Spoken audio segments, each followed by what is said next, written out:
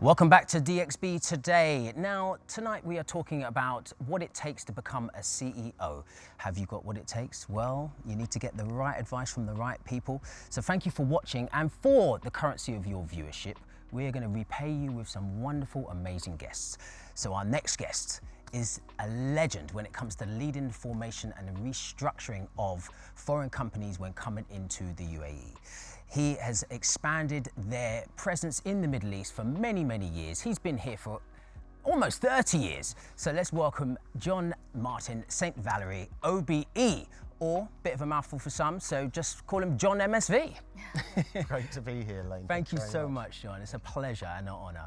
So, John, nearly 30 years in the region. Yeah, it has been, goodness. What are some of the things that you could advise people who want to come over to the UAE and start their business here? I suppose to give some context, if I talk about my own story, I came here with a UK business to set up their first international foreign branch. So back in the late 90s, the kids were very small, we were new here, didn't have a network.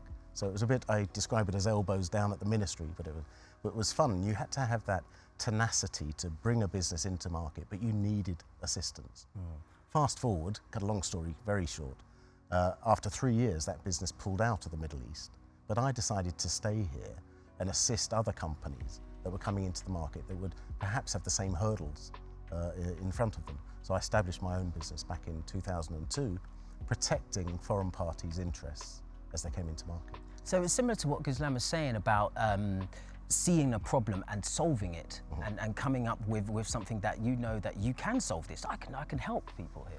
Well, exactly, and I was listening to Ghazlan earlier, and it's absolutely right. In my case, and I always say it sometimes takes a seismic event to push someone into entrepreneurship. And that was certainly it for myself. I was a bit of a late adopter, really, at that time. But you seize an opportunity, and then create a structure which is really exciting then, because it's new, it's a blank sheet of paper. But to do it correctly, not leave your standards back at home, which unfortunately some people do. So that's one piece of advice. John, I just got to ask, you mentioned that 30 years ago you moved from the UK to Dubai, but you were obviously doing well in the UK, you have an honor, but why Dubai? Of all the places, you could go anywhere else. Why Dubai? Actually, my honor came later, thanks to Dubai and what we built in Dubai. Because with my previous business, Links Group, we pioneered a system where most foreign companies coming into the market at that time didn't have access to financial centre or free zones. It was what's known as mainland business. And you have to choose a local partner, and a local partner that you hope won't die or change their mind. So we created corporate structures around those, again, which I describe as protecting the foreign parties' interests. So that's what drove the business forward, which I exited back in 2019. I wanted to also ask you, since we're talking about CEOs and you work with quite a few foreign ones as well, what is the most common challenge that you witness amongst them? You know, that's a really interesting one, yes, because there are hundreds of companies that are coming in from all over the world, you know, arrive here, clearly see the opportunity, sometimes owner-managed businesses, which are really exciting. So in other words, proper entrepreneurial startups that are probably well-funded. It's not an inexpensive place to do business here. So first looking at those, but then looking at the multinationals that come in as well. They're really quite entrepreneurial as well. They're sort of entrepreneurial asset managers, as I would call them, bringing another company into market, making sure it's done properly. But back to my previous point to Lane there about sometimes those corporate standards are left behind when they step off the plane. You know, governance, is there real need for corporate governance? Is there real need for independence on your board? Of course there is, because that adds value as well as protects your employees and your assets in a foreign country. I know this episode is about finding your footing as a CEO, and we're mainly talking to new CEOs, people who are thinking about starting something or even being hired into the CEO position for the first time. But I want to talk about existing CEOs, existing founders, because as you know, a company can be doing spectacularly for 20 years, and then something happens, a disruptor comes in, and it can all go overnight. We've seen it with the likes of Blockbuster. Yes. How important is it for CEOs to be adaptive when it comes to this environment? Is it ever safe to just relax? No, not at all. not in this place. Either business or personally. You've got to be on your game. So I think for those incoming CEOs or business owners, yes, it's about maintaining your standards, but it's being fleet of foot, finding the next opportunity, pioneering. Back to my previous business, my favourite subject, myself, of course. Everyone's favourite subject. What, me? No.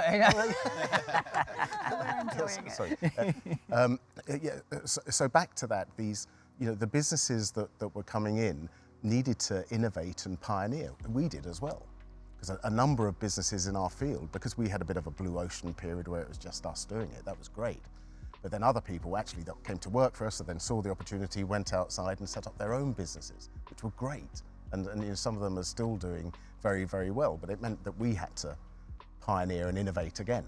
And so that's probably an example. As the CEO at the time, founder and CEO, I thought, well, we've got to internationalize, for example. So connect with global offices to bring business development into the market. So it's constant, is what I'd say there, Faris. But John, from doing well, let's talk about doing poorly.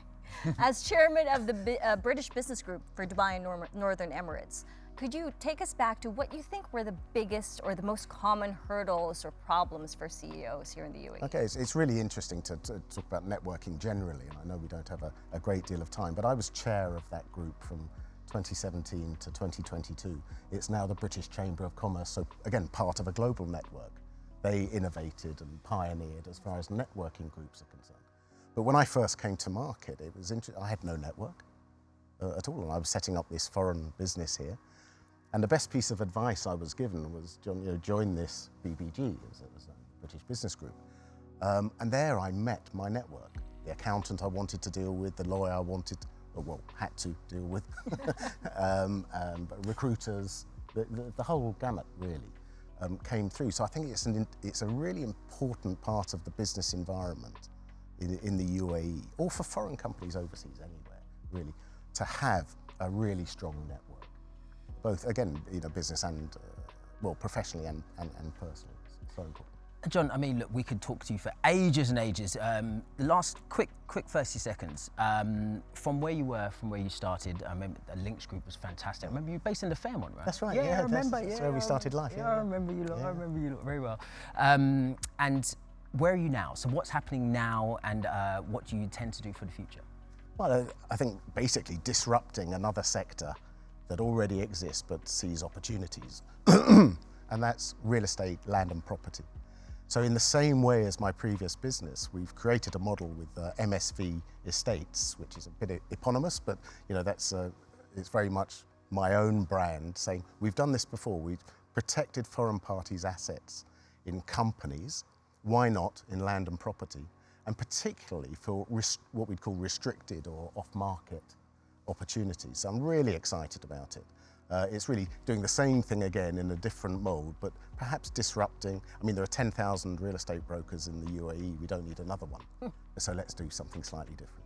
Absolutely. Well, I'm sure it's going to go fantastically. JohnMSV, OBE, you honour us being here today. Thank you so much. My pleasure. It's been valuable hearing you speak. Thank you very much.